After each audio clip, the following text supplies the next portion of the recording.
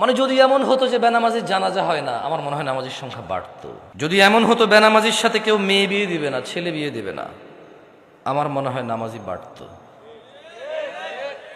যদি এমন হতো বেনামাজির সাক্ষী গ্রহণ করা হবে না, কি গ্রহণ করা হবে না, যদি এমন হতো যে বেনামাজি ছেলে তার নামাজি বাবার সম্পদের অধিকার পাবে না, তাইলে মনে হয় নামাজি বাড়তো। এগুলো আমি বলিনি, এগুলো মুহাম্মদ সাল্লাহ সাল্লাম বলছে। বেনামাজি বেওয়ারিশ থাকে, কারো ওয়ারাসাত পায় না। বেনামাজি কি পায় না? নামাজির ওয়ারাসাত পায় না, পৈতৃক সম্পত্তি পায় না। যে ছেলে নামাজ পড়ে না তার বাপের সে পৈতৃক সম্পত্তি পায় না, ইসলামে সে পায় না। সে মারা গেলে তার জানাজার নামাজ হয় না। বেনামাজি জামাই নামাজি বউ বিয়ে টিকে না হিসেবে, কারণ বাইনাল আবিদি ওয়া বাইনাল কুফরি তারকুস সালাত।